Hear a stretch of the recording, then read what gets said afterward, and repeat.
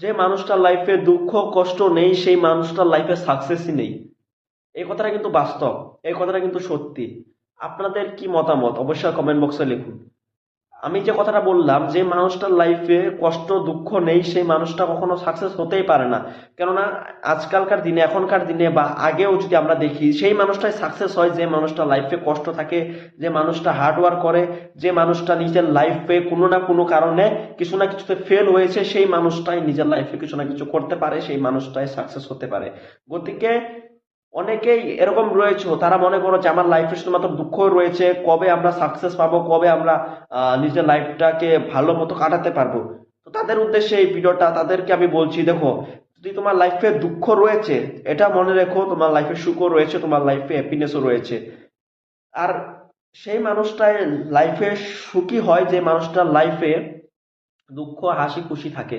কেননা একজন মানুষ শুধুমাত্র একবারই জন্মগ্রহণ করে, আর একবার জন্মগ্রহণে তুমি যদি শুধুমাত্র সুখেই থাকো তাহলে তো তুমি উপভোগ করতে পারলে না যে আমি দুঃখ আসলে কি।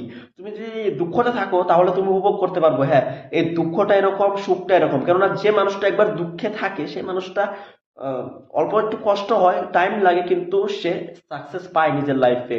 হার্ডওয়ার্ক ছাড়া সাকসেস নাই নিজের লাইফে, সবসময় এটা মনে রেখো। তোমাকে নানান জনের নানান কথা বলবে, সেটা সহ্য করে তোমাকে চলতে হবে, তাহলে তুমি সাকসেস হবে। আর আজকে এই ভিডিওটা যে আমি করলাম, এই ভিডিওটা যে আমি আপলোড করলাম, এটার কারণ আমার একটাই। নিজের লাইফে আমি অনেক এরকম বাবা মা দেখেছি যারা নিজের সন্তানকে হারিয়েছে, অনেক এরকম দাদা দেখেছি যারা নিজের বোনকে হারিয়েছে, এরকম অনেক বোন দেখেছি যারা নিজের দাদাকে হারিয়েছে। মানে তারা কন্ট্রোল করতে পারে না, সিচুয়েশন হ্যান্ডেল করতে পারে না, ডিপ্রেশনে চলে যায়, সেটার ফলে তারা সুসাইড করে।